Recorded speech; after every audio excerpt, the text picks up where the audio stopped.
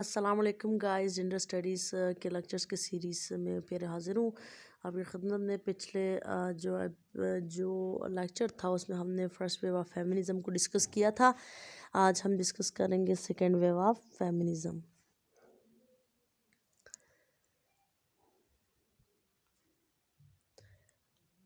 اب یہاں پر سب سے پہلا جو سوال پیدا ہوتا ہے سیکنڈ ویو فیمنزم میں، وہ یہ ہے کہ فرسٹ ویو فیمنزم کے ختم ہونے کے باوجود سیکنڈ ویو کیوں سٹارٹ ہوا؟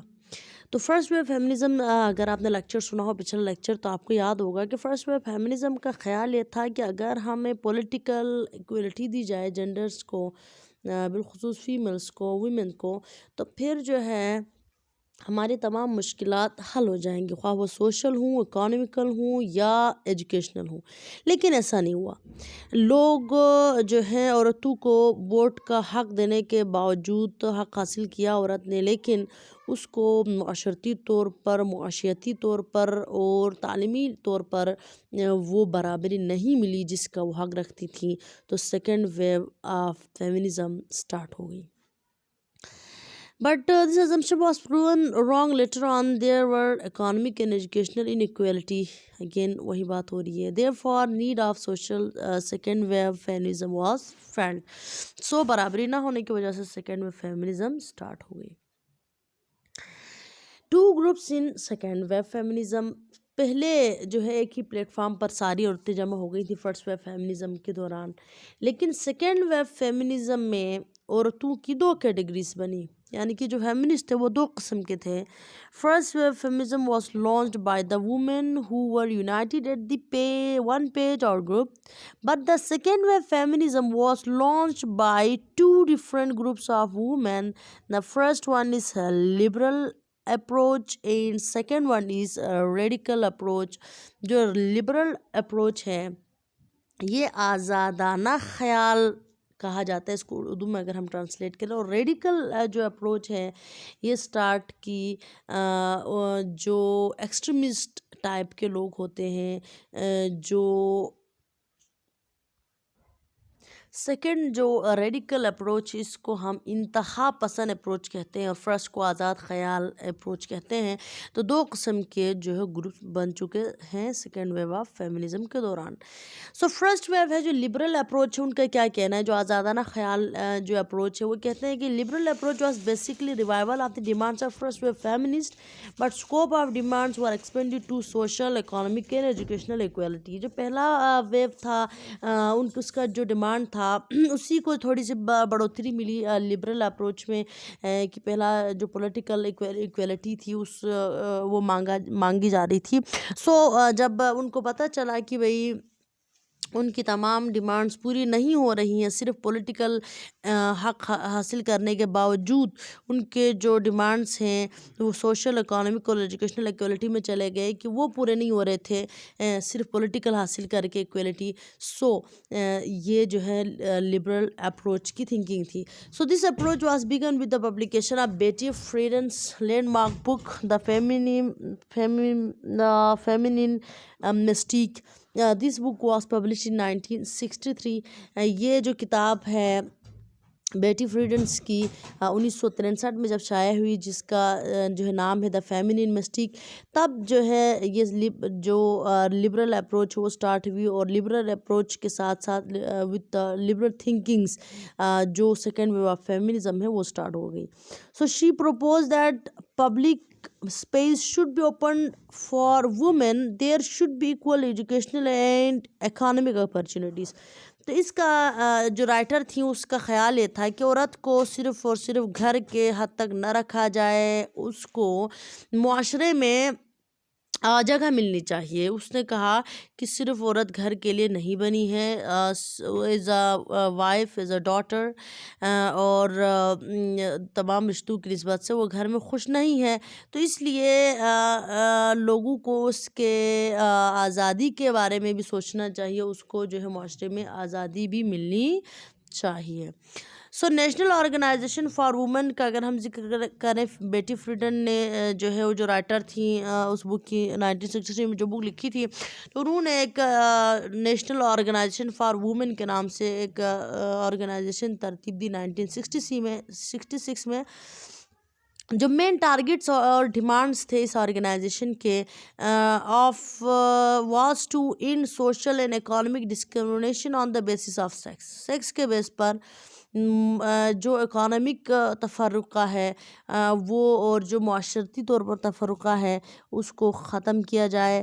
دس organization launched a movement equal rights amendment in U S constitution. اس آرگنائزیشن نے ایک تحریک جو ہے چلائی جس کا لباب تھا کہ ایکول رائٹس امینڈمنٹ، یعنی کہ برابری کے حقوق دینے چاہیے پورے قانون میں. یو ایس کانسٹیٹیوشن میں ایک تبدیلی کے لیے انہوں نے احتجاج شروع کر دیا. اب ریڈیکل اپروچ آئے جی. ریڈیکل اپروچ میں اگر آپ آتے ہیں تو as a movement radical approach begin in 1968 and continue till 1980s. یہ بھی از تحریک سٹارٹ ہوئی جو انتہا پسند اپروچ تھی جو 1968 سے سٹارٹ ہوئی اور 1980 تک جاری رہی.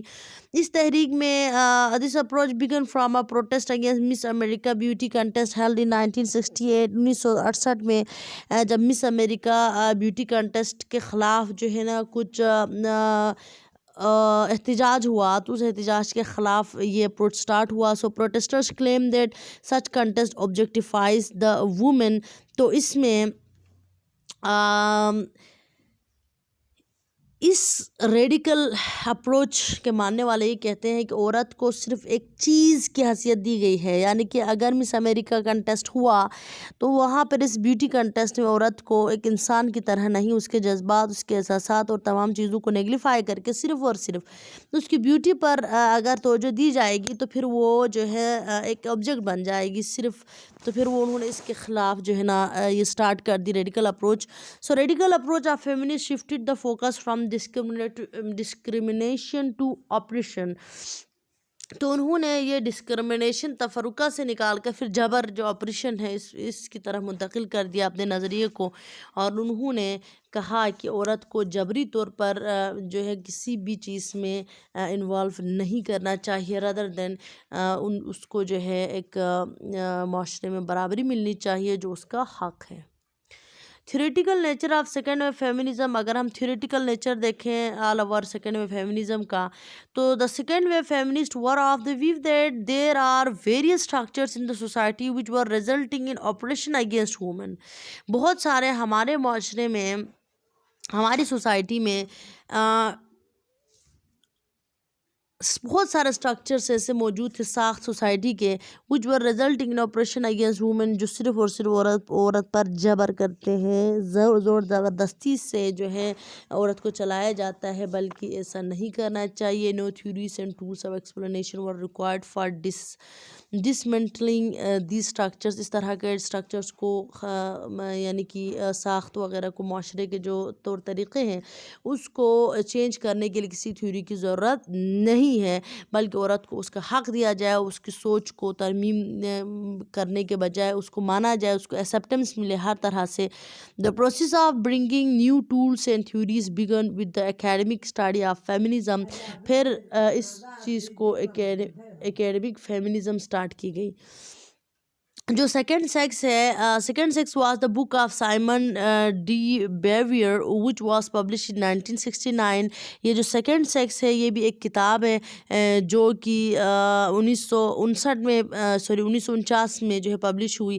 دس book first time argued that the problem of women is deep rooted. اس بک میں یہ لکھا گیا کہ عورت کا جو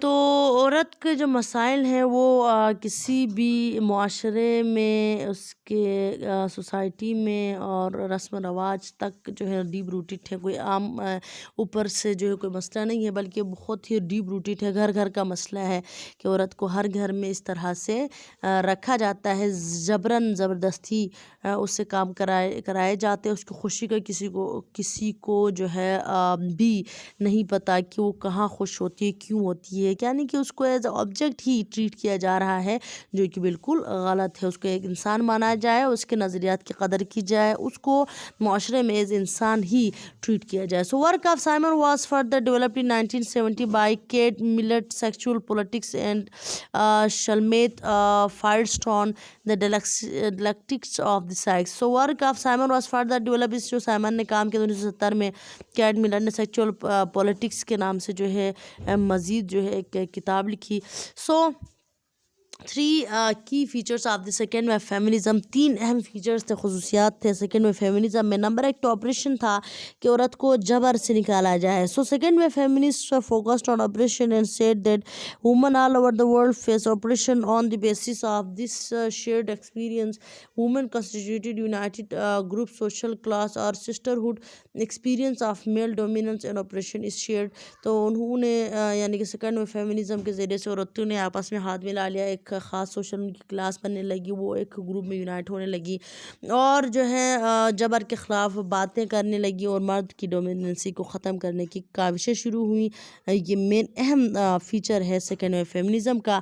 سیکنڈ ہے liberation, liberation basically second wave feminism میں آزادی اور آزادانہ خیال اور عورت کے لیے آزادی کے طور کو حاصل کرنے کی کاوشیں سٹارٹ ہو گئی تھیں۔ Second wave feminist were of the view that the issue of the women can not be resolved through legislation etc.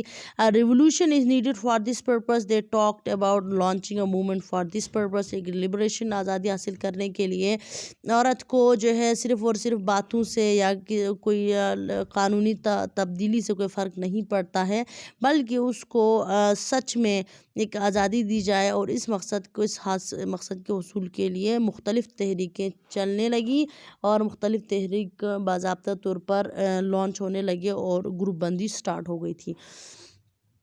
اور تھرڈ اور اہم پوائنٹ ہے جی ڈفرینس، جو ڈفرینس ہے، women can not be accommodated in a society which is based on principles made by men, different theory is needed.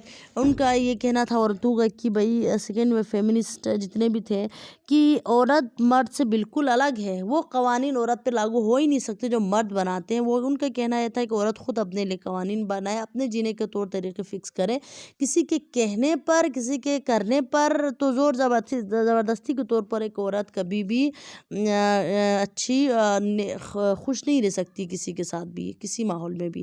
So the qualities and nature of women are superior than men, اور according to them difference میں انہوں نے یہ discuss کیا کہ ایک عورت کی جو خصوصیات ہوتی ہیں وہ ایک آدمی سے بہتر ہوتی ہیں۔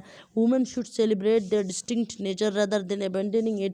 عورت کو اس کے الگ نیچر کو پروموٹ کیا جائے، نہ کہ اسے دبانے کی کوشش کی جائے۔ جب دبانے کی کوشش کریں گے تو عورت کبھی بھی خوش نہیں رہ سکتی ہے۔